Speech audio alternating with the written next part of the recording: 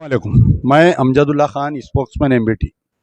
मैं फ़िलहाल जो हूँ ये कमाकोल टोल प्लाज़ा यानी संगारेड्डी चौरस्ते के आगे जो सदाशिव पेट है, सदाशिव पेट के आगे इशू ये है कि 11 तारीख के दिन यहाँ पर एक अनंतरम अनंतरम ग्राम पंचायत, गुम्मडी दाला पंचायत, संगारेड्डी डिस्ट्रिक्ट, यहाँ पर जो है एक वाक़या पेश आया। वाक़या यह है कि मोहम्मद इस्माइल जो है रात के औकात में ये कहीं पेशाब कर रहे थे।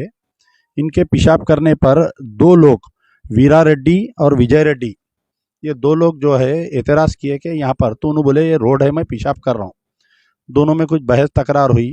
कुछ ही देर के बाद में तकरीबन 30 से 40 लोग जमा होकर गांव में ये मोहम्मद इस्माइल के घर पे हमला किए।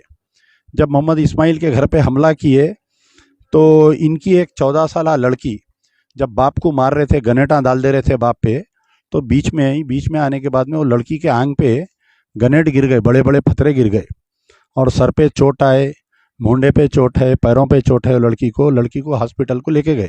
ये वाक़या हुआ 11 तारीख के दिन रात में। 12 के दिन यहाँ पर लोकल हॉस्पिटल में रखे। फिर उसके बाद में ये लड़की को जो है संगारेड्डी के एक दवाखाने में शरीक करे। इसको कौन सा दवाखाना है वो?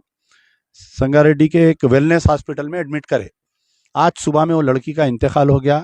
पोस्टमार्टम होने के बाद में उसकी तदफीन हुई और पुलिस जो है कौन सा पुलिस स्टेशन लग रहा है ये?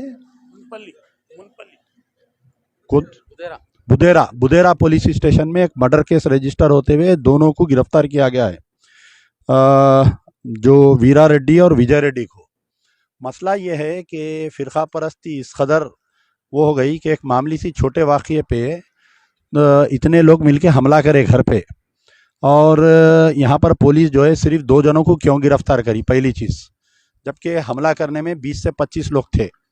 तीसरी चीज़ जो है हमारे को वहाँ गाँव में जाने नहीं दिए और पुलिस ये बोल के रोक दी कि वहाँ पर आप जाएंगे तो गाँव में आपके ऊपर हमला होता या फिसाद होता। बहरहाल बहुत सारे बातें बनाए।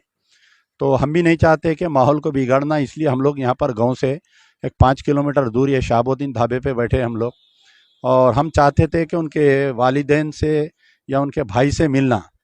तो हमारे, आपका नाम क्या है? हमारे मोहम्मद साहब उन लोग गए थे अंदर उनको बुलाने के लिए, लेकिन वहाँ पर भी एक डर और खौफ का माहौल है। लड़की के वालिदैन से, मरहूम लड़की के वालिदैन से मेरे को मिलने नहीं दिए। आखिर क्यों मिलने नहीं दे रही? और बड़े हैरत की बात है कि ये जो मुकाम है, यहाँ के जो एमएलए है दामोदर राज नरसिम्हा, यानी यहाँ पर हेल्थ मिनिस्टर है, जो साबिका में डिप्टी चीफ मिनिस्टर भी थे। ये 11 तारीख को वाक़या हुआ और मुसलमानों की हमदर्द गवर्नमेंट, तो वहाँ के जो हेल्थ मिनिस्टर है दामोदर राज नरसिम्हा साहब, 11 चले गई, 12, 13, 14, 15, आज क्या तारीख है? 16 तारीख के दिन बच्ची का इंतकाल हुआ। दामोदर राज नरसिम्हा साहब के हाथ और पैर को मेहंदी लगी हुई है, बेचारे घर से नहीं निकले, जाके बच्ची के विरसा से नहीं मिले और मुसलमानों के हमदर्द हैं इन्हों, देखिए आप। तो मेरा मुतालबा है कि सबसे पहले तो इसके ऊपर जो है एक सिटिंग हाई कोर्ट के जज से इसकी तहकीकात होना चाहिए।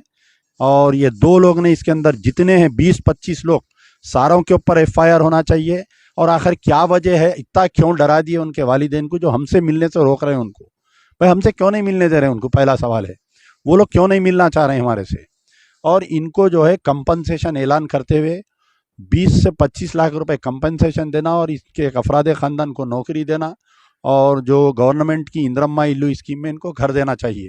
और मैं फिर बोल रहा हूँ, कांग्रेस की अक़लियती कायदीन तमाम खामोश है इस मसले पर। और यहाँ पर बड़े अफसोस की बात है कि दामोदर राज नरसिम्हा जो मुसलमानों के वोट से जीतते हैं और मुसलमानों की सियासत करते हैं, ये वाक़या होने के 6 दिन बच्ची के वालिदैन से नहीं मिले। बड़े अफसोस का बात है कि मैं उम्मीद करता हूं कि शायद मेरा स्टेटमेंट उन तक पहुंचेगा और वो बच्ची के वालिदैन से मिलेंगे। शुक्रिया। यार जिंदा, सवत बाकी।